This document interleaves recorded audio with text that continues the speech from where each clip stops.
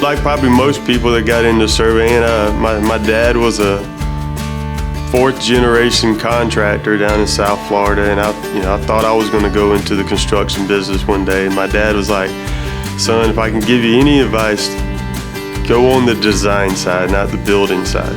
So I was originally going to go into either architecture or civil engineering. And one summer, as I was getting ready to start college, I had a good friend of mine recruit me to come and work on a field crew. I was like, well, this sounds like fun. I mean, I've always been an outdoors person, loved to hunt and fish and just be outdoors in general. And I was like, well, this would be a great job.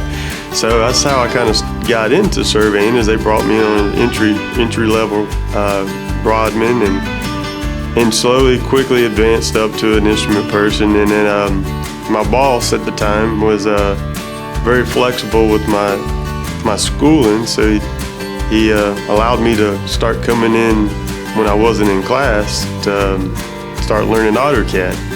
And that's kind of how I got into the profession. And then I remember one day sitting on the front porch with him at lunch, and he was like, "Chad, you ought to seriously think about this as a career. I know you're focused on civil engineering," but he goes, "But look at our profession. There's so many things. There's so many. Look at how many engineers and architects graduate compared to surveyors. There's always going to be a need for surveying, and there's the demand there on the design side." He said, "You really should consider this." And that's when I really kind of started switching my major from civil engineering to go into surveying. And that was a great piece of advice, because I've had a very successful career, and I've enjoyed every bit of it. One thing I always try to share when I go speak at universities and recruit is I always try to speak about the leadership, how to become a leader, and try to teach and relay those messages to our students from that aspect. Is because the way I look at it, every one of them, every student that runs through whether the university is, there are future leaders. Oh, it's insane. Yeah, I mean, the demand right now is insane.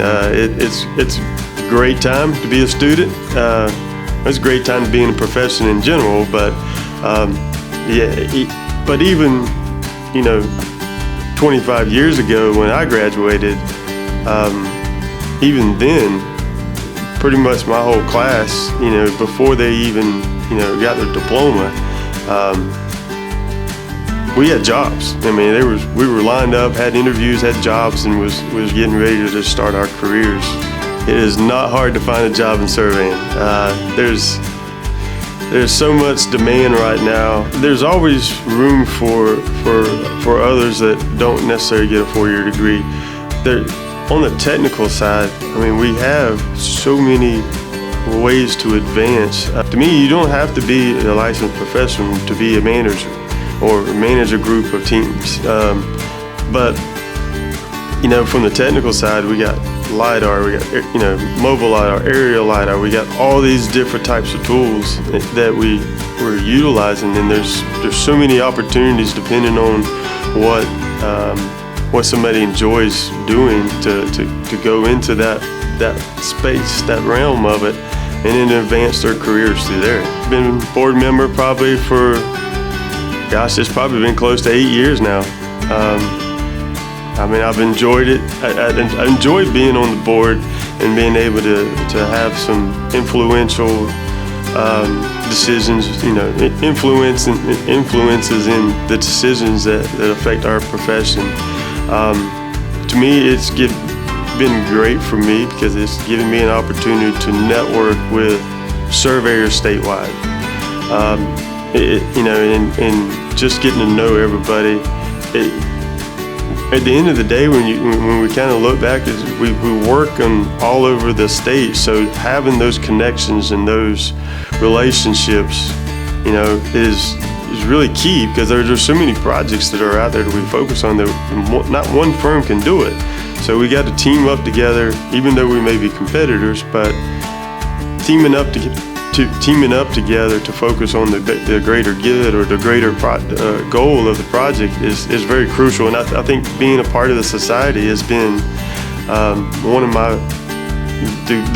One of the greatest things that I've gotten out of the society is that connection.